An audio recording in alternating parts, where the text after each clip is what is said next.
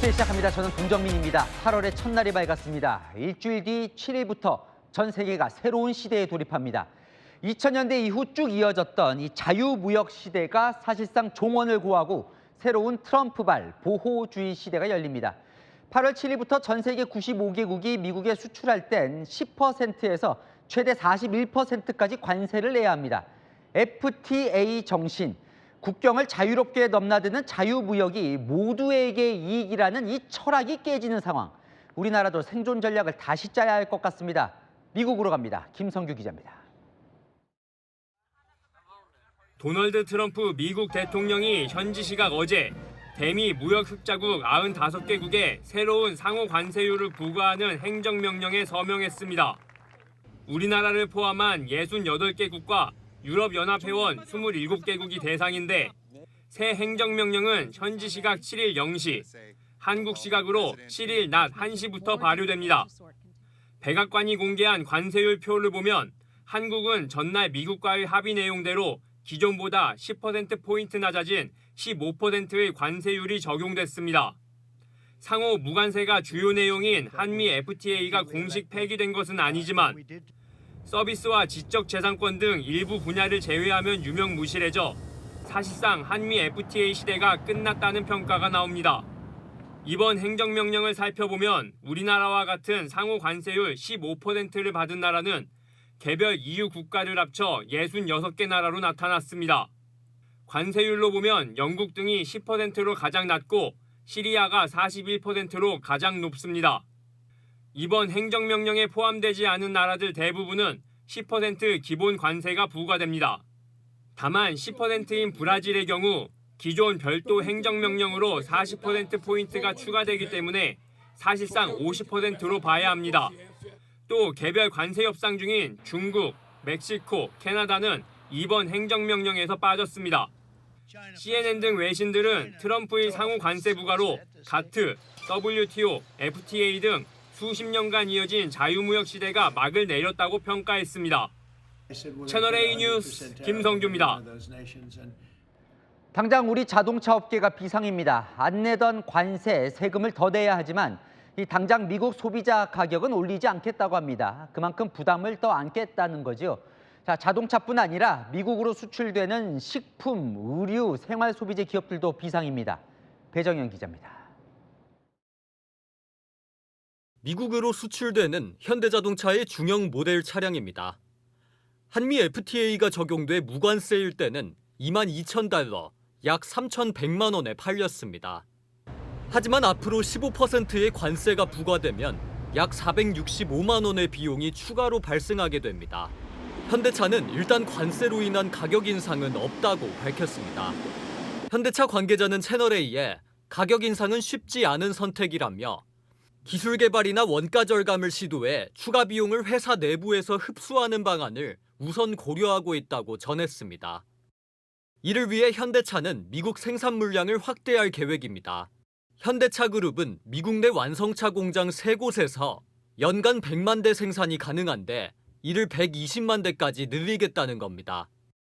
또 부품 현지 조달을 확대하는 절차에 들어갔습니다. 삼성전자와 LG전자 등 가전업계도 당장은 가격 인상을 고려하지 않고 있습니다. 하지만 관세가 장기적으로 지속돼 타격이 누적되면 가격 인상이 불가피하다는 관측이 나옵니다. 글로벌 시장에서 인기를 끌고 있는 K푸드, 식품업계는 비상이 걸렸습니다. 생산 설비가 대부분 국내에 있다 보니 관세로 인한 가격 인상이 불가피하다는 반응입니다. 15% 결정됐으니까 그거를 고스란히 저희가 안을 수는 없으니까. 주로 미국 기업의 주문을 받아 동남아시아에서 제조해 납품하는 의류업체들은 수출 다변화로 대응한다는 입장입니다. 미국 수출량이 대부분을 차지하고 있었는데 일본이랑 유럽 이런 쪽으로 이제 좀 다변화를 하시고 국내 업체들은 협상의 세부 사항을 지켜본 뒤 구체적인 대응 방안을 마련할 계획입니다. 채널A 뉴스 배정현입니다. 이번 관세 협상에서 우리 돈으로 400조 원이 넘는 돈을 미국에 투자하기로 했죠. 그런데 끝이 아닙니다. 2주 앞으로 다가온 한미 정상회담에선 민간 기업들의 투자 패키지가 추가로 발표될 예정입니다. 홍지은 기자입니다. Our largest U.S. invest ever. 오는 2028년까지 미국의 210억 달러, 우리 돈 31조 원 투자 계획을 밝힌 현대차 그룹. 이달 중순 추진 중인 한미 정상회담에서 현대차 그룹을 포함해 기업들의 대미 투자 패키지가 발표될 것으로 전해졌습니다. 어제 관세 협상에서 합의한 3,500억 달러 대미 투자 외에 추가 투자가 이루어지는 겁니다. 정부 고위 관계자는 추가 구매 패키지가 따로 있다며 한미 정상회담에서 발표될 내용이라고 했습니다. 삼성전자의 미국 현지 반도체 투자 등도 민간 패키지에 포함될 것으로 전해졌습니다. 미국산 무기 구매도 추가로 포함될 가능성도 있습니다. 트럼프 미 대통령은 이미 SNS에 한국은 큰 액수의 돈을 투자한다는데 합의했다며 그 액수는 정상회담 때 발표할 것이라고 예고한 바 있습니다. 야권에서는 대체 얼마를 더 투자하려고 하냐며 비판했습니다. 박성훈 국민의힘 수석 대변인은 정상회담에서 어마어마한 요구를 할 수 있다며 명확한 투자액 정리가 필요하다고 했습니다. 정부 고위 관계자는 일본도 관세 협상 때 합의한 투자 펀드 외에 밝히지 않은 투자와 구매 패키지가 따로 있다고 설명했습니다. 한미 회담은 광복절 전인 12일에서 14일 성사 가능성이 제기됩니다. 채널A 뉴스 홍지은입니다. 미국에선 관세 타결로 기업 부담이 커진 그 다음 날 국회에선 기업들이 반대해온 노란봉투법과 더 센 상법 개정안이 법사위 문턱을 넘었습니다. 야당은 반발했지만 여당은 숙려 기간도 건너뛰고 표결을 강행했습니다. 경영계가 더 백방으로 뛰라면서요. 박지한 기자입니다. 파업 노동자에 대한 기업의 손해배상 청구를 제한하는 일명 노란봉투법이 국회 법사위 문턱을 넘었습니다. 국회 법상 5일간의 숙려 기간을 거쳐야 하지만 하루를 건너뛰고 4일 만에 통과시켰습니다. 야당의 반대 토론 요구도 받아들이지 않았습니다. 이게 바로 여러분들이 자랑하시는 K민주주의입니까 이게? 토론 종결을 선포합니다. 의사 진행 권리라도 합시다. 이런 식으로 회의 진행하시면 어떡합니까 진짜. 국회법에 따라 토론을 하지 않고 것으로 표결하도록 하겠습니다. 재석 의원 총 16인 중 찬성 10인, 기권 6인으로 가결되었음을 선포합니다. 기업의 감사위원 분리 선출을 확대하는 상법 개정안도 처리됐습니다. 야당과 재계의 반발이 거세지만 김병기 민주당 원내대표는 노란봉투법은 그동안 모르쇠로 일관했던 경영계의 잘못이라며 6개월 유예 기간 동안 경제계가 의견을 내고 백방으로 뛰어야 한다고 했습니다. 민주당은 다음 주 월요일 본회의 처리를 예고하고 있습니다. 국민의힘은 무제한 토론, 필리버스터를 예고했지만 24시간이 지날 경우 민주당이 강제 종료시킬 수 있어 통과를 막긴 어렵습니다. 채널A 뉴스 박지한입니다. 미국 관세 부담에 법인세 등 증세에 노란봉투법으로 인한 파업 부담까지 국민의힘은 기업을 옥죄는 세 가지 폭탄을 날렸다고 맹비난했습니다. 백승현 기자입니다. 국민의힘은 이재명 정부가 기업을 향해 세 개의 폭탄을 날렸다고 직격했습니다. 세금 폭탄, 관세 폭탄, 입법 폭탄, 경제 폭망, 탄, 기업 옥죄고 노조만 살리는 이재명 정부의 민낯입니다. 기업 입장에선 국내에서는 법인세 인상, 미국 시장에서는 관세 인상, 노란봉투법으로 잦은 파업 부담까지 지게 됐다는 겁니다. 법인세 1%포인트 인상만 해도 4조 6천억 가까이 부담이 증가하게 됩니다. 세수 확보를 명분 삼아 기업의 목을 조르고 국민의 주머니를 터는 시도는 용납될 수 없습니다. 일본 EU처럼 15%를 내게 됐습니다. 실익 없이 도매급 취급을 받은 협상 결과입니다. 자동차 관세 2.5%를 적게 내던 기득권조차 지키지 못한 것입니다. 원청 기업이 수천 개에 이르는 협력업체와 각각 단체 교섭을 해야 하며 그래서 기업들은 지금 초긴장 상태입니다. 송석준 의원은 폭탄에 남는 것도 없고 기업이 떠나고 싶다고 한다. 손은 누가 키우나라고 지적했습니다. 국민의힘은 다음 주 자동차 업계를 만나 관세 협상으로 인한 고충과 건의사항을 듣고 대책을 논의할 계획입니다. 채널A 뉴스 백승현입니다. 관세 협상 타결이 주가를 올릴 거라던 민주당의 예상은 빗나갔습니다. 정권 출범 후 가장 큰 폭으로 급락했는데요. 개미 투자자들은 어제 세제 개편안을 지적하며 이런 시기면 누가 국장을 하겠냐는 청원을 폭주했습니다. 화들짝 놀란 민주당은 세제 개편안 재논의를 시사했습니다. 최재원 기자입니다. 오늘 코스피 지수는 전일 대비 126포인트, 3.88% 급락하며 장을 마감했습니다. 이재명 정권 출범 이후 가장 큰 낙폭을 보였습니다. 국회에는 정부 탓을 하는 청원이 폭주했습니다. 한미관세 협상 여파에 더해 어제 발표한 세제 개편안이 시장에 찬물을 끼얹었다는 겁니다. 개미 투자자들은 주식 양도소득세 과세 대상인 대주주 기준을 50억 원에서 10억 원으로 낮춘 정부를 원망했습니다.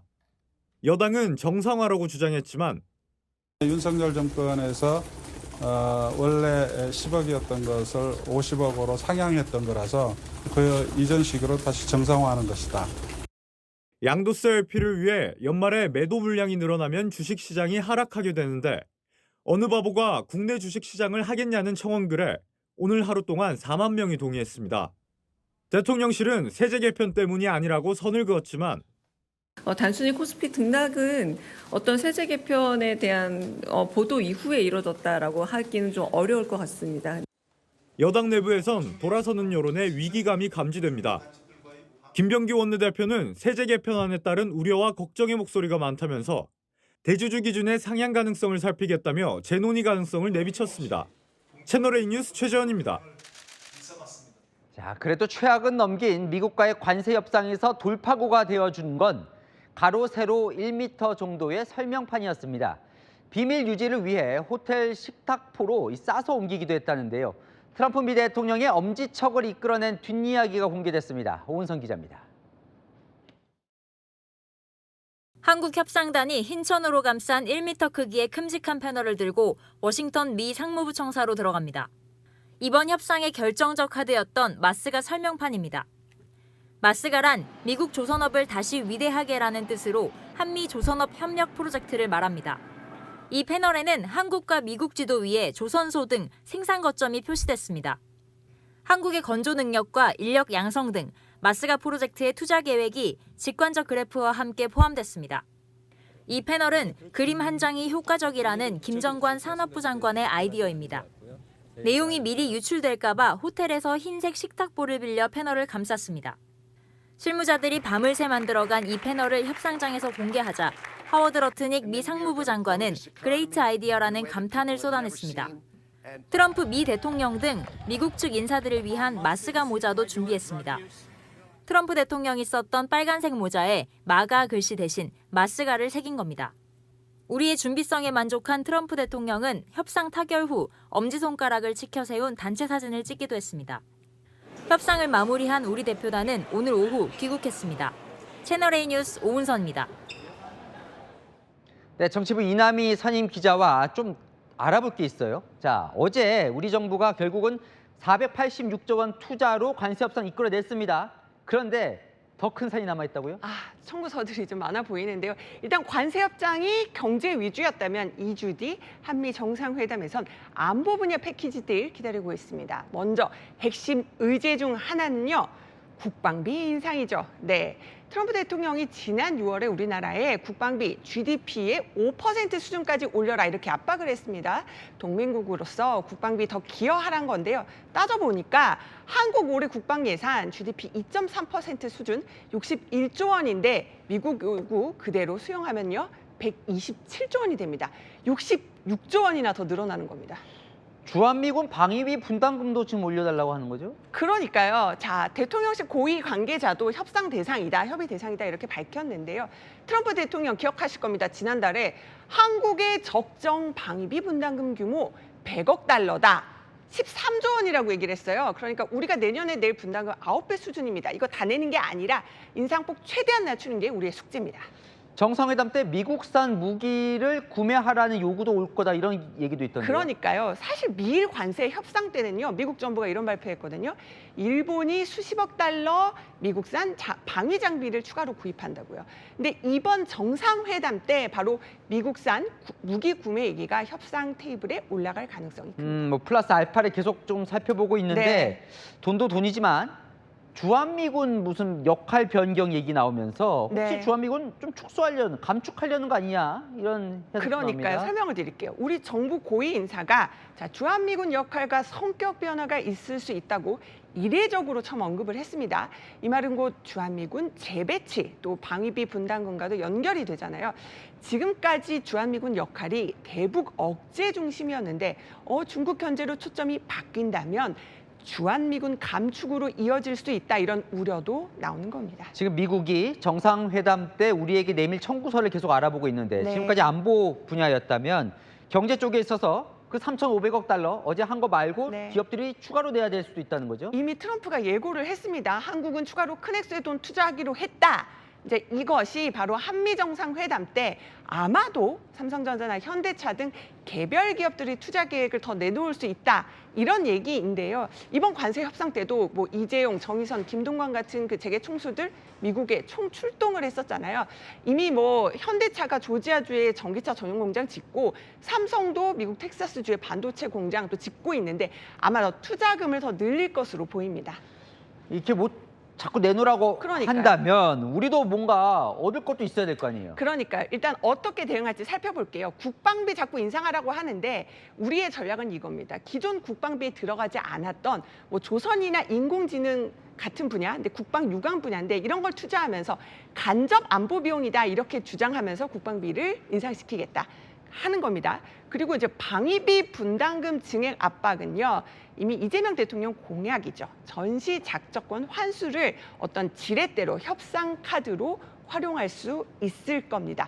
미국산 무기 더 사라 이 경우에는요. 우리가 진짜 필요한 장비 이미 사야 했을 그 장비 중심으로 사겠다 이겁니다. 자꾸 기업들 향해서 투자하라고 하는 거, 이 부분도 좀 해결해야 되는 거 아니에요? 그러니까 서로 윈윈하는 방법을 찾아봐야 될 것 같아요. 그 방법이 바로 일각에서 이런 얘기가 나옵니다. 우리의 핵심 산업이죠. 반도체, 조선 산업 이 분야의 전략적 산업 동맹 카드가 거론이 됩니다. 확실한 동맹으로서 미국의 확약을 받고요. 두 나라가 뭐 반도체나 조선업 분야 공급망 동맹을 구축을 해서 함께 갈 수 있다는 겁니다. 그러니까 미국 투자에 그치는 게 아니라 우리 기업들도 그 수혜를 오롯이 가져올 수 있도록 오히려 공격적인 전략을 좀 고심하고 있는 것으로 보입니다. 아이고, 치밀한 전략이 필요할 것 같네요. 이남희 선임 기자와 살펴봤습니다. 이진숙 방송통신위원장을 두고 국회가 다시 한번 시끄러웠습니다. 여당은 공직자윤리법도 위반했다며 사퇴를 압박했는데요. 이 위원장 임기는 내년 8월까지라며 물러날 생각이 없다는 입장을 분명히 했습니다. 이준성 기자입니다. 국회 법사위에서는 물러나라는 여당과 못 물러난다는 이진숙 방송통신위원장의 공방이 이어졌습니다. 위원장이 물러나면 됩니다. 물러나시고 빵 쓴 거, 빵 산 거 그거 수사 받으시면 됩니다. 대한민국이 법치국가 아닙니까? 법에 의한 임기, 제 임기는 내년 8월 24일까지입니다. 수사 적극적으로 받으시고 처벌 받으면 돼요. 그러니까 그 전에 물러나시면 됩니다. 법 운운하실 것 없이. 저는 다른 자리에서도 답변 듣지 말씀을 않겠습니다. 드렸습니다만 불법적인 행위를 한 적이 없습니다. 이 위원장은 민주당이 법사위에서 강행 처리한 방송 3법에 대해서도 반대 뜻을 명확히 했습니다. 법사위에서 통과됐는지 어떻게 보시나요? 다수 독재. 민주당 최민희 거방위원장은 이 위원장이 공직자윤리법을 위반했다며 해임돼야 한다고 압박했습니다. 이 위원장이 직무 관련성 심사 결과가 나오기 전 MBC 자회사 주식을 보유한 채로 MBC 관련 안건을 심의 의결한 건 법 위반이라고 공직자윤리위는 결론 내렸습니다. 이 위원장 측은 윤리위로부터 세부 내용을 전달받지 못했다며 드릴 말씀이 없다고 했습니다. 채널A 뉴스 이준성입니다. 네, 최동석 인사혁신처장이 윤미향 전 의원을 옹호하면서 위안부 피해 할머니를 비하했던 사실이 알려져 논란입니다. 당사자인 이용수 할머니 인사혁신처장으로 자격이 없다며 경로했습니다. 시민단체는 최 처장을 고발했습니다. 남영주 기자입니다. 최동석 인사혁신처장이 과거 위안부 피해 할머니를 향해 거친 발언을 한 사실이 새롭게 공개됐습니다. 2020년 당시 기부금이 제대로 사용되지 않는다고 폭로했던 이용수 할머니를 문제 삼은 겁니다. 최 처장은 SNS에 윤미향 당시 정의기억연대 대표를 두둔하며 피해자가 절대 선은 아니다, 횡설수설에 가깝다, 문재인 정부를 흠집내려는 수작이라고 이용수 할머니를 비판했습니다. 윤미향 전 의원을 향해 지지한다, 절대 물러서지 말라고도 했습니다. 이 사실이 알려지자 이용수 할머니는 인사혁신처장으로서 자격이 없다고 분노를 쏟아냈습니다. 망언이지요. 미친 사람 아니면 그런 말로 하겠어요. 말도 안 되고 택도 없는 말이라 가지고 무시해버려야지. 윤미향 씨한테 물어보세요. 야당은 언제까지 최 처장 사표를 받지 않을 거냐며 압박했습니다. 제2의 가해자일 뿐만 아니고 정말 노골적인 모욕이라고 저는 생각을 합니다. 공식 사죄하고 대통령실도 이 사람에 대해서 인사조치하고.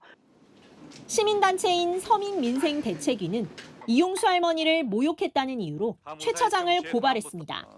최 처장의 해명을 듣기 위해 수차례 연락했지만 닿지 않았습니다. 채널A 뉴스 남용주입니다.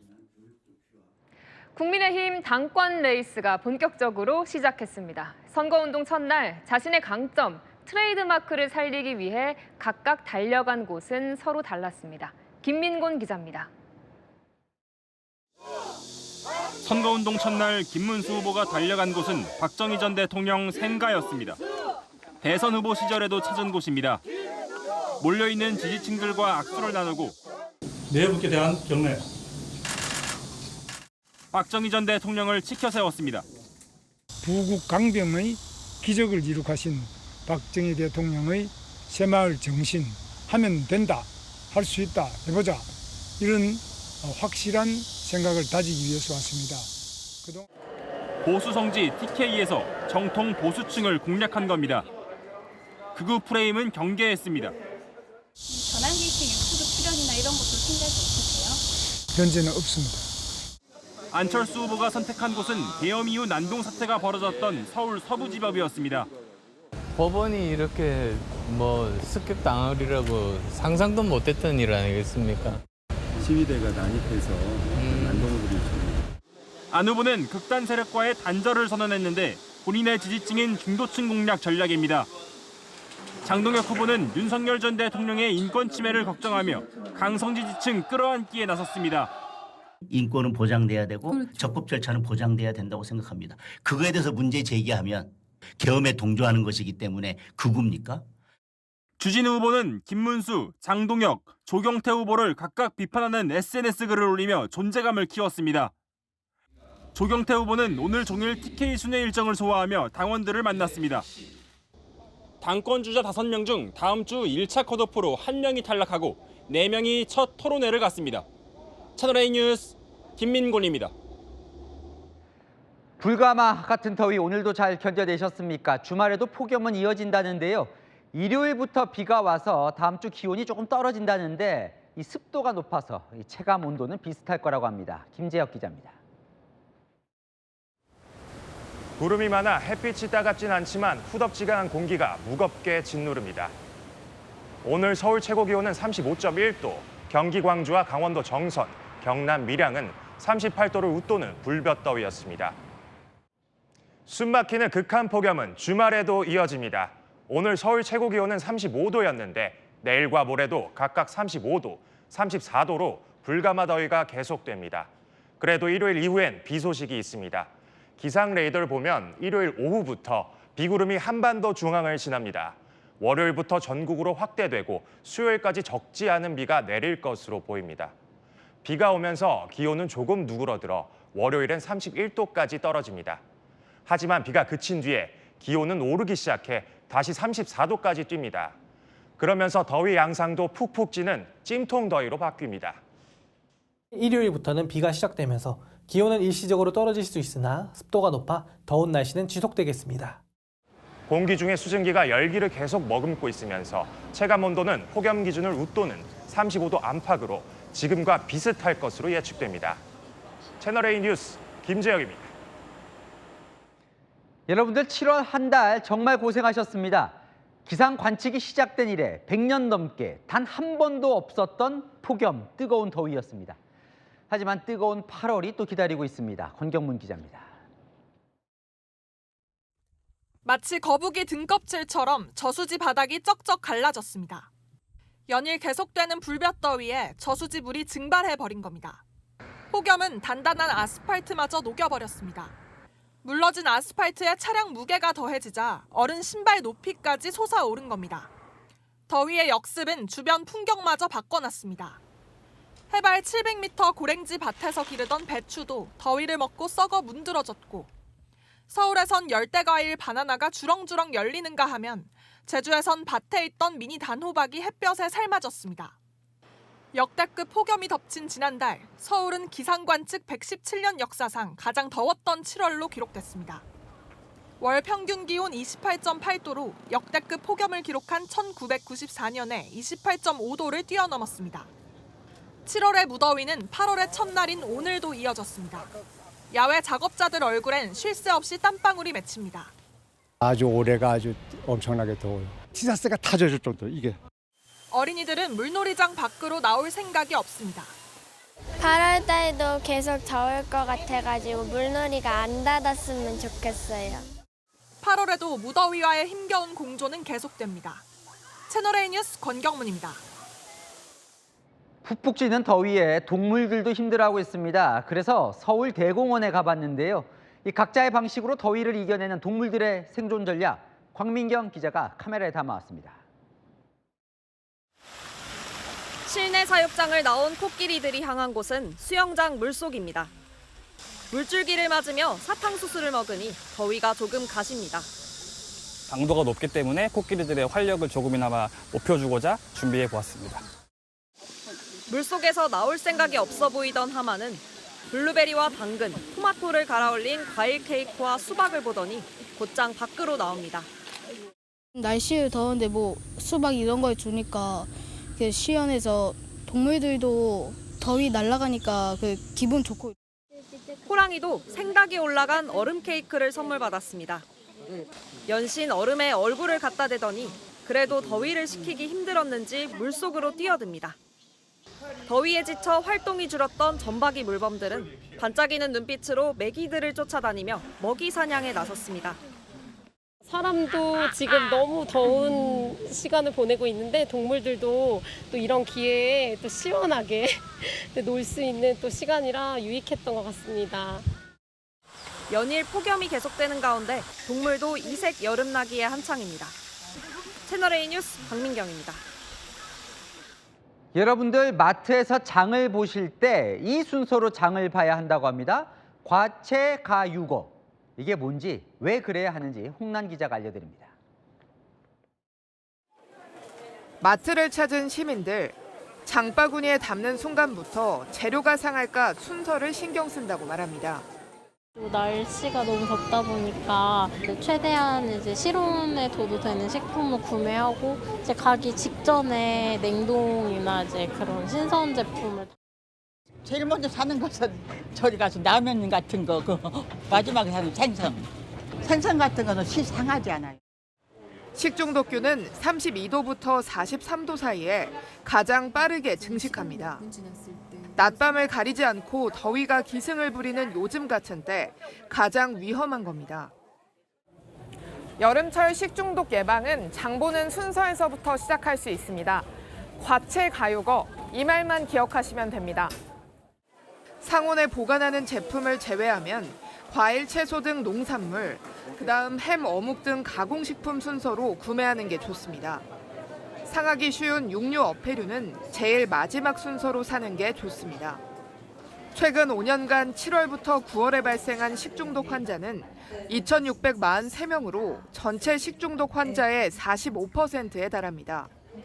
식약처는 냉장식품은 5도 이하, 냉동식품은 영하 18도 이하로 보관하라고 조언합니다.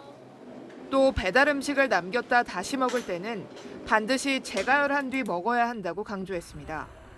채널A 뉴스 홍란입니다. 50대 부부 사이에 충격적인 사건이 발생했습니다. 아내가 남편 외도를 의심해 신체 일부를 훼손한 건데요. 사위도 범행에 가담해 체포됐습니다. 조현진 기자입니다.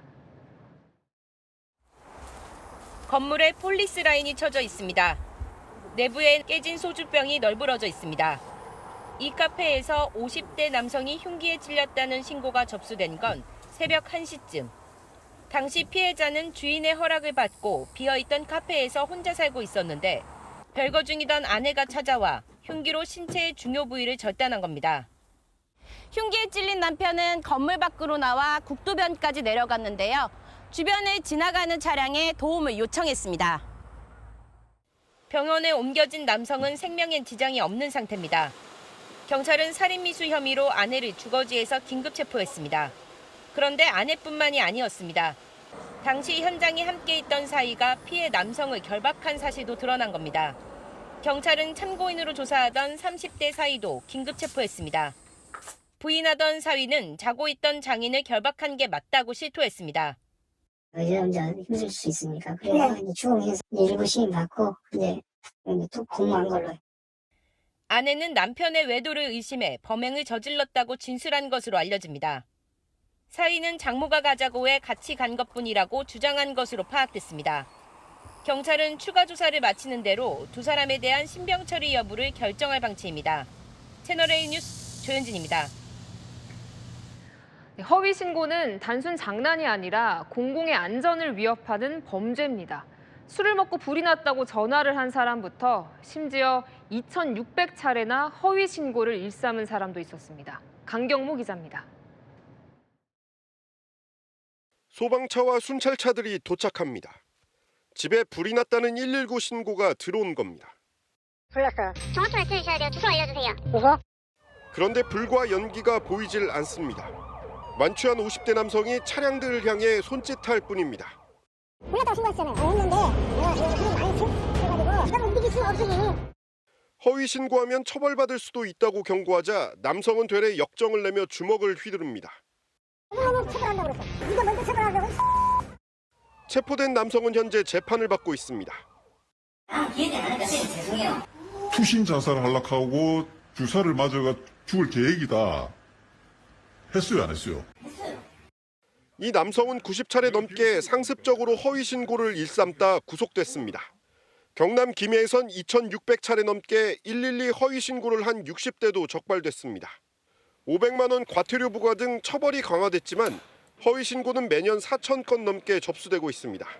허위 신고는 행정력 낭비는 물론 긴급한 신고 대응이 늦어져 시민 피해로 이어집니다. 채널A 뉴스 강경모입니다. 공항에서의 연예인 과잉 경호 논란, 어제 오늘 일이 아니죠.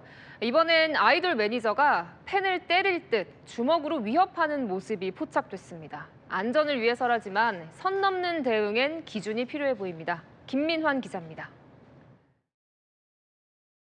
공항 출국장에 젊은 남성들이 걸어갑니다. 아이돌 그룹 제로베이스원이 공연에 참석차 미국으로 출국하는 모습입니다. 그런데 검은색 모자를 쓴 남성이 휴대전화로 그룹 멤버를 촬영하는 여성을 거세게 밀칩니다. 여성 얼굴을 향해 주먹을 들고 당장이라도 때릴 듯 위협합니다. 이 남성은 제로베이스원과 동행한 매니저. 당시 상황은 팬들이 찍은 영상에 고스란히 담겼습니다. SNS에 이 영상을 올린 사람은 팔꿈치에 멍이 들었다고 주장했습니다. 제로베이스원의 소속사 측은 영상 속 남성은 매니저가 맞다면서도 실제 폭행이 있었는지 묻는 질의에 대해서는 답을 주지 않았습니다. 인천공항에선 아이돌 출국 때마다 과잉 경호 시비가 일고 있습니다. 지난 6월에는 걸그룹 하츠투하츠와 보이그룹 NCT의 경호 인력이 팬에게 가혹 행위를 했다는 논란이 제기됐고, 지난해에도 배우 변우석 씨가 황제 경호 논란에 휩싸여 인천공항 측이 경호업체를 고소하기도 했습니다. 채널A 뉴스 김민환입니다. 경기도 용인에서 승용차가 식당으로 돌진해 1명이 숨지고 6명이 다쳤습니다. 이들은 장례식에 참석했던 친인척 관계였습니다. 오세정 기자입니다. 속도를 줄이며 천천히 우회전하는 승용차. 갑자기 속도가 높아지더니 식당 건물 유리창을 그대로 들이받습니다. 행인들이 깜짝 놀라 사고가 난 쪽으로 뛰어갑니다. 경기 용인시 식당 건물로 승용차가 돌진하는 사고가 난 건 오늘 오후 2시쯤. 사고 당시 식당 안에는 식사 중이던 손님 120여 명이 있었습니다. 저도 깜짝 놀랐고요. 차량이 뚫고 들어간 음식점 창문은 산산조각 났고 창틀도 이렇게 휘어졌습니다. 이 사고로 식당에 있던 80대 여성이 심정지 상태로 병원으로 옮겨졌지만 끝내 사망했습니다. 중상자 2명 등 부상자 6명도 발생했는데 사망자와 부상자들은 가족 장례식에 참석했던 친인척 사이로 전해졌습니다. 사고 차량 운전자는 60대 남성으로 식당 앞 야외 주차장으로 진입하던 중 차량이 급발진했다고 주장하는 걸로 전해졌습니다. 경찰 조사에서 주차장 차단기가 열리자 차가 갑자기 튀어나갔다고 진술한 걸로 파악됐습니다. 경찰은 사고 차량 블랙박스와 CCTV 영상을 분석해 급발진 여부 등 정확한 사고 원인을 조사할 계획입니다. 채널A 뉴스 오세정입니다. 네, 전동 킥보드 사고의 운전자 절반 이상이 미성년자라고 합니다. 면허가 없는 청소년도 쉽게 대여할 수 있다 보니 사고도 잦은 건데요. 전용 면허를 만드는 방안이 검토되고 있습니다. 김동아 기자가 단독 보도합니다. 교복을 입은 학생이 경찰 단속에 걸리자 전동 킥보드를 함께 탄 친구도 버리고 도주합니다. 출동한 경찰을 비웃으며 도로를 내달리는 영상도 온라인에서 확산됐습니다. 전동 킥보드는 운전면허가 있는 성인 또는 오토바이 등 원동기 면허가 있는 만 16세 이상이 탈 수 있습니다. 하지만 면허 없이 타는 경우가 많습니다.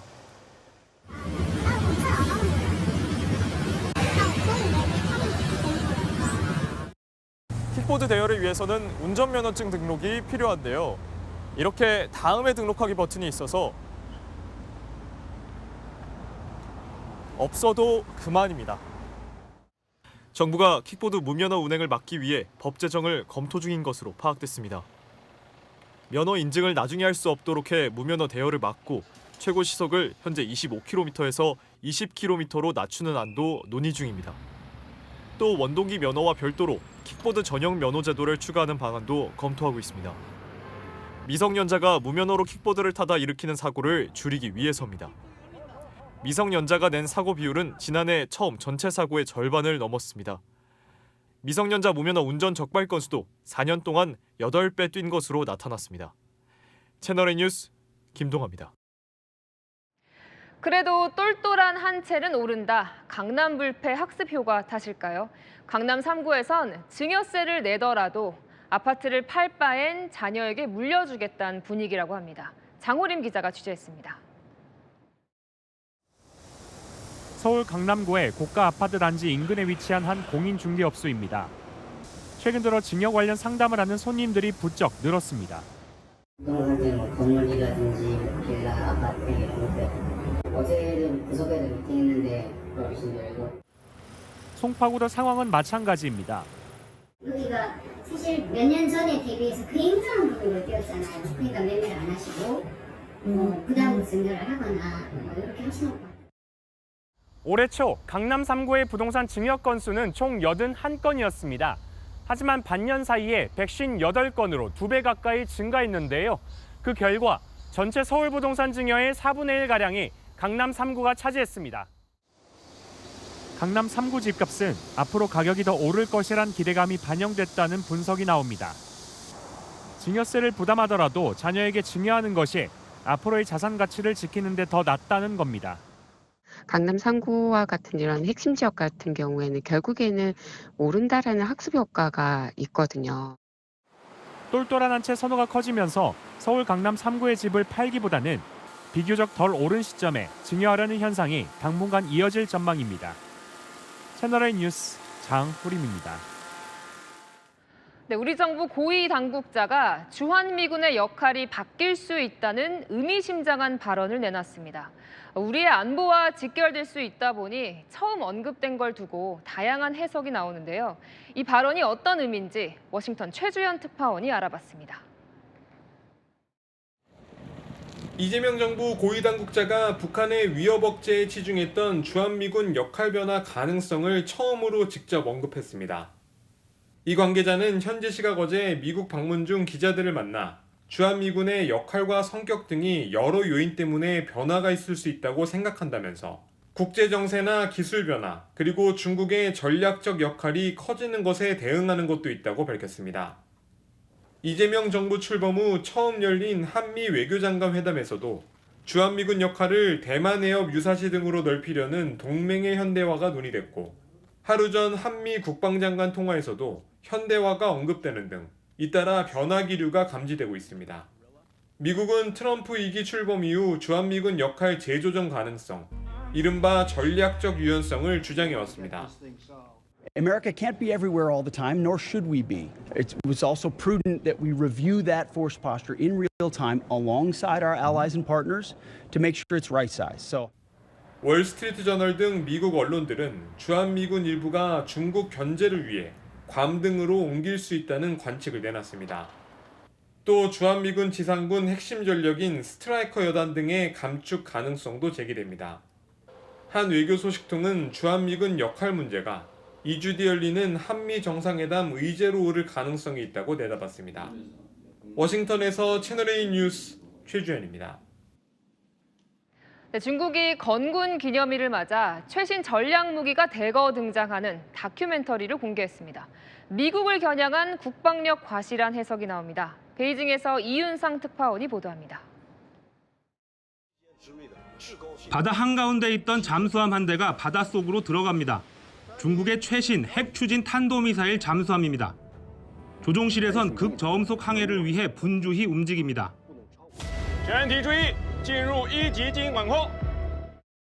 중국군이 건군 98주년을 맞아 적과 싸운다는 제목의 다큐멘터리를 공개했는데 전략 무기를 대거 등장시켰습니다. 실전 배치를 앞둔 배수량 8만 톤급의 중국 세 번째 항공모함 푸제남을 비롯해 극초음속 미사일인 둥펑 17의 발사 모습, 드론과 로봇 등 최첨단 신형 무기를 동원한 훈련 장면도 공개됐습니다. 지난해 9월 중국 로켓군이 태평양 공해상으로 발사했던 대륙간 탄도미사일도 등장합니다. 이 다큐멘터리는 오늘부터 5번에 걸쳐 중국 전역에서 방영됩니다. 중국 현지에선 미중 패권 경쟁 속에서 국방력을 과시하고 미국을 견제하려는 의도가 깔려 있다는 분석이 나옵니다. 둥진 국방부장은 어제 건군절 기념 행사에서 어떠한 대만 독립 분열 시도도 성공하지 못할 것이라며 대미 강경 메시지를 내놨습니다. 베이징에서 채널A 뉴스 이윤상입니다. 네, 한미 연합훈련을 비판한 북한 김여정의 담화가 나온 뒤 실제 일정 조정 얘기가 나오고 있습니다. 우리 합참이 야외 기동훈련 연기를 검토하고 이 중 10여 건을 검토 대상으로 분류했습니다. 박선영 기자의 단독 보도입니다. 이달 18일 예정된 한미연합연습 을지 자유의 방패와 관련해 우리 군은 그동안 일정에 변동이 없다고 밝혀왔습니다. 한미연합연습은 한미가 합의한 절차에 따라 상호 협의하에 진행된 산으로 현재까지 변경된 것은 없습니다. 그런데 어제 합동참모본부 작전본부 주관으로 연합연습 중 야외 기동훈련을 대상으로 연기 논의가 있었던 것으로 확인됐습니다. 합참 관계자는 야외 기동훈련 30여 건 전체에 대해 연기가 가능한지 논의했다며 이 중 연합 공중강습훈련, 연합 특수작전훈련 등 10여 건을 연기 검토 대상으로 분류했다고 밝혔습니다. 검토 대상은 연합 지휘소 훈련과는 무관하고 장비와 병력 차원에서 미측에 큰 부담이 없는 것들 위주로 알려졌습니다. 실제 미뤄질 경우 해당 훈련들은 다음 달인 9월에 실시될 가능성이 큽니다. 합참 고위 관계자는 폭염 등 기후적 요인도 있지만 남북 관계를 고려한 조치임을 배제할 수 없다고 밝혔습니다. 훈련 연기의 세부 사항과 최종 결정은 다음 주 수요일 대통령실 주관 회의에서 이뤄질 것으로 보입니다. 채널A 뉴스 박선영입니다. 네, 북한이 연일 홍보하는 원산 갈마지구. 북한 방송에선 늘 주민들로 붐비는 모습인데요. 현실은 어떨까요? 러시아 기자가 찍은 영상엔 사뭇 다른 모습이 담겼습니다. 김정근 기자가 보도합니다. 대형 신축 건물이 줄지어 있는 해안가. 해변에는 사람이 별로 없어 한적한 모습입니다. 고급 양주와 일본 음료가 진열돼 있는 기념품 가게에도 사람이 없기는 마찬가지입니다. 이곳은 북한이 지난달 문을 연 원산갈마 해안 관광지구입니다. 지난달 11일 세르게이 라브로프 러시아 외무장관이 이 지역을 방문했을 당시 동행한 러시아 기자가 촬영한 영상인데 그간 북한이 공개했던 모습과는 전혀 다릅니다. 그동안 북한은 온 나라 인민들이 파도처럼 밀려들었다며 홍보 영상을 공개했는데 실제는 바닷가에 관광객 대여섯 명이 전부입니다.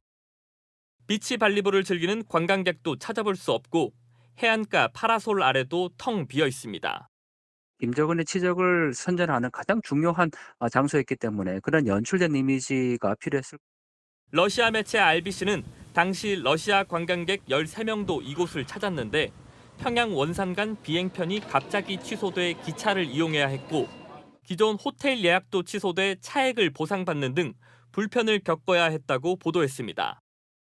러시아는 북러 교류의 일환으로 원산 갈마 관광객을 추가 모집하고 있지만 러시아 내부에선 가격 대비 제약이 많다는 등의 부정적인 평가가 적지 않은 걸로 전해집니다. 채널A 뉴스 김정근입니다. 네, 2주 전에 이례적 폭우로 인명피해까지 난 뉴욕에 또 기습폭우가 쏟아졌습니다. 도로와 지하철, 공항까지 모두 마비되면서 비상사태가 선포됐습니다. 문예빈 기자입니다. 지하철역 천장 곳곳에 구멍이라도 뚫린 듯 물이 콸콸 쏟아집니다. 사람 무릎 높이까지 물이 차 승객들은 난간에 겨우 매달려 버팁니다. 도로는 완전히 잠겨 형체를 알아보기 힘들 정도고 한 시민은 차량 지붕만 간신히 드러난 곳에 올라타 구조를 기다리는 모습도 목격됐습니다. 버스 내부에도 승객 발목 높이까지 물이 들어찼습니다. 현지 시각 어제 미국 뉴욕시 전역에 시간당 5cm가 넘는 기습폭우가 쏟아지면서 당국은 즉각 비상사태를 선포했습니다. 지하철 일부 노선은 멈췄고 북동부 8개 주요 공항에선 1,170편 넘는 항공편이 결항하며 교통망이 마비됐습니다. 약 보름 전인 지난달 14일에도 뉴욕, 뉴저지 일대에 폭우가 쏟아져 2명이 숨지는 등 큰 피해가 발생했습니다. CNN은 올여름 미국 북동부 강수량이 이미 정상치를 훌쩍 넘었다며 폭우가 갈수록 빈번해지고 있다고 분석했습니다. 블룸버그 등 외신은 100년 넘은 뉴욕의 교통 인프라가 기습폭우 등 기후변화에 특히 취약하다고 지적했습니다. 채널A 뉴스 문예빈입니다. 네, 사우디아라비아에서 360도로 회전하는 놀이기구가 공중에서 쪼개졌습니다. 탑승객 수십 명이 다쳤습니다. 김용성 기자입니다. 사람들이 둘러앉은 원형 놀이기구가 좌우로 크게 움직입니다. 탑승객들은 신난 듯 환호를 지릅니다. 그런데 몇 번 왔다 갔다 하던 순간 갑자기 기둥이 쪼개지고 탑승석이 그대로 추락합니다. 현지 시각 그제 사우디아라비아 제다 인근의 한 놀이공원에서 놀이기구 추락 사고가 발생했습니다. 이 사고로 현재까지 최소 23명이 다쳤고 중상자도 4명인 것으로 알려졌습니다. 특히 추락 당시 탑승객 소지품이 튕겨져 나갈 정도로 충격이 컸던 것으로 알려졌습니다.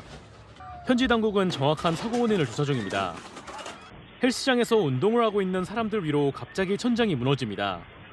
놀란 사람들이 황급히 운동을 멈추고 기구 밑으로 몸을 숨깁니다. 그 순간 천장의 남은 부분마저 떨어집니다. 현지 시각 지난달 29일 콜롬비아 발레두파르의 한 헬스장에서 강풍 때문에 발생한 사고인데 다행히 인명피해는 없었습니다.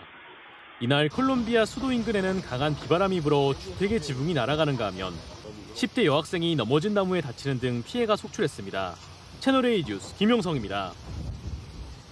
자, 윤석열 전 대통령 구치소에서 데려오질 못하자 특검이 오늘 직접 나섰는데요. 또 실패했습니다. 윤 전 대통령이 수의를 벗고 누워서 완강히 버텼다는데요. 특검은 다음엔 물리력을 쓰겠다고 예고했습니다. 오늘 팽팽했던 대치 상황 김호영 기자가 전해드립니다. 오전 8시 30분쯤 서울구치소로 들어서는 김건희 특검팀 차량. 2시간 20분 뒤 같은 차량이 구치소를 나섭니다. 윤석열 전 대통령을 태운 호송차 없이 빠져나갑니다. 특검의 윤 전 대통령 체포영장 집행이 실패한 겁니다. 문홍주 특검부와 검사, 수사관 등은 윤 전 대통령이 있는 구치소 수용실 문 앞까지 진입했습니다. 체포영장 집행에 따르라며 20-30분 간격으로 4차례에 걸쳐 약 2시간 동안 요구했지만 윤 전 대통령은 수의를 벗은 속옷 차림으로 바닥에 누워 완강하게 거부했습니다. 교도관이 강제로 끌고 나오는 상황은 벌어지지 않았습니다. 특검은 다음번 영장 집행 때는 물리력을 쓰겠다고 예고했습니다. 특검은 안전사고 등을 우려하여 물리력 행사를 자제하였고 차후에는 물리력 행사를 포함한 체포 집행을 완료할 예정임을 고지하였습니다. 국회에 출석한 정성호 법무부 장관은 특검이 집행을 시도하자 윤 전 대통령이 수의를 벗었고 특검이 나간 뒤 바로 입었다고 설명했습니다. 윤 전 대통령 측 변호인은 특검이 언론의 옷차림을 공개한 걸 비난했습니다. 인격을 공개적으로 조롱하고 사회적 명예를 철저하게 짓밟는 것이라며 최소한의 존엄조차 보장되지 않는 수용 환경을 사실상 자랑하듯 떠벌리는 행태에 참담함을 느낀다고 밝혔습니다. 채널A 뉴스 김호영입니다. 성혜란 기자와 여랑야랑 시작합니다. 첫 번째 주제 보겠습니다. 자, 오늘 개미 투자자들이 주식 폭락으로 화가 많이 났는데요. 어디로 몰려갔습니까? 네, 오늘 코스피가 어제 대비 3.9% 가까이 빠졌습니다. 이 민주당 진성준 정책위의장 SNS로 개미들이 몰려간 건데요. 어제 발표된 세제 개편을 진 정책위의장이 사실상 주도했죠.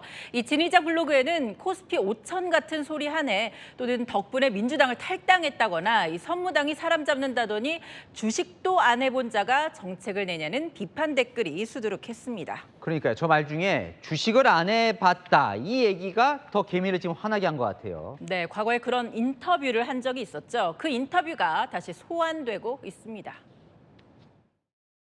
저는 이제 사실 주식 투자를 하지 않기 때문에 실질적인 양태는 잘 모르겠습니다. 그래요? 네네. 주식도 안 해서 잘 모르면서 또 자기 일 아니라고 주식 세금을 건드린 거 아니냐, 이런 비판인데요. 한동훈 전 대표도 주식 투자해본 적 없다는 진 의장의 발언을 꺼내면서 개미들 입장에서는 무더위가 싹 가시는 참 무서운 말이라고 비판했습니다. 진 의장은 주식시장이 세금 정책에 흔들렸다는 건 다소 과도한 해석이란 입장인데요. 개미들은 그렇게 생각하진 않는 것 같습니다. 네, 다음 주제 보겠습니다. 자, 얼굴을 보니까 법사위 이야기 같은데요. 위원장이 바뀌어도 뭐가 여전한 거예요? 네, 시끌벅적한 법사위 회의장의 풍경은 그대로던데요. 오늘 종일 열린 법사위 풍경 저희가 준비했습니다. 공산당에 여기 지금 불어분결을 왜 합니까? 공산당이라고 하신 분은 저 북한으로 가시면 공산당이 되는 겁니다. 아, 정청래 위원장 이런 일 없었는데 이거. 박 대표님 퇴장하십시오. 퇴장하세요. 한동안 당해봤어요 내가? 공산당 얘기까지 나왔군요. 참, 이 정청래 위원장 때 야당 의원들과 늘 충돌했었는데 뭐 이춘석 위원장와도 비슷하네요. 네, 야당은 공산당이냐는 발언에 이어서요, 이런 말도 꺼냈습니다. 이게 민주주의냐는 거죠. 법사위원장님이 토론 한번 제대로 받아들여주지 않고 어떻게 토론을 종결을 합니까? 대한민국이 민주주의 국가 맞습니까? K민주주의는 세계적으로도 찬사를 받고 있다고 생각합니다. K민주주의, 이게 K민주주의입니까? 전 세계 분들 다 볼 겁니다. K민주주의 꼬라지가 이런 겁니까? 네, 하나 더 보겠습니다.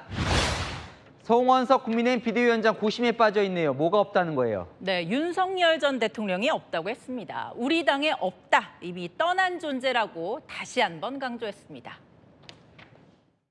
윤 전 대통령은 사실은 지금은 이미 탈당을 하셨고 당원도 아닙니다. 이제 우리 당에 윤석열 전 대통령은 없습니다. 전 대통령을 전당대회에 끌어들이는 소모적이고 자해적인 행위는 멈춰주시기 바랍니다. 더 이상 윤석열은 없다라는 의견을 이미 탈당하신 분이라고 저는 알고 있습니다.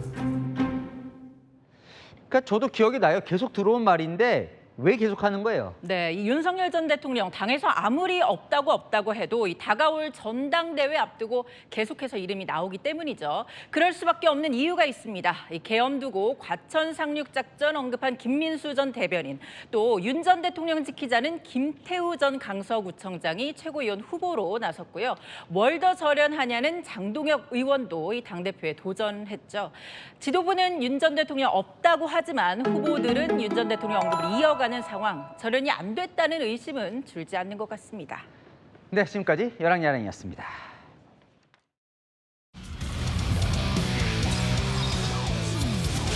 16대 0으로 끌려가는 상황에서 8회 불펜에서 나온 투수는 KT의 홈런 타자 강백호입니다. 회색이 짙자 투수 자원을 아끼는 차원에서 포수인 강백호를 투입한 겁니다. 서울고 재학 시절 투수로도 활약했지만 프로 무대는 달랐습니다. 첫 타자부터 홈런을 허용합니다. 연이어 2루타와 볼넷까지 내준 뒤 삼진을 잡으며 한숨 돌립니다. 강백호는 최고 144km의 강속구를 뿌리며 1이닝 2실점으로 틀어막았습니다. 지금까지 스포츠 A였습니다. 8월 첫날부터 폭염이 기승입니다. 오늘 강원 정선과 대구 시남의 최고 기온은 무려 39도에 육박했는데요. 기세가 좀처럼 꺾이지 않으면서 폭염경보는 여전히 전국 대부분 지역에 발효 중입니다. 주말에 외출하신다면 물, 그늘, 휴식, 3대 수칙 지켜주시기 바랍니다. 내일 최저기온도 서울 27도, 제주 28도로 밤에도 열기가 식지 않고요. 한낮에는 서울 35도, 대구 37도로 푹푹 찌겠습니다. 내일 오후 한때 내륙에는 소나기도 지나겠습니다. 일요일 오후부터 비가 오면서 기온도 월요일은 31도까지 떨어집니다. 하지만 높은 습도로 체감온도는 34도 안팎으로 지금과 비슷하겠습니다. 일요일 서쪽에서 비가 시작돼 사흘간 전국에 비가 오겠고요. 남부는 목요일까지 길게 이어질 전망입니다. 이후엔 기온도 다시 오릅니다. 날씨였습니다. 뉴스의 맛입니다. 시청해주셔서 감사합니다.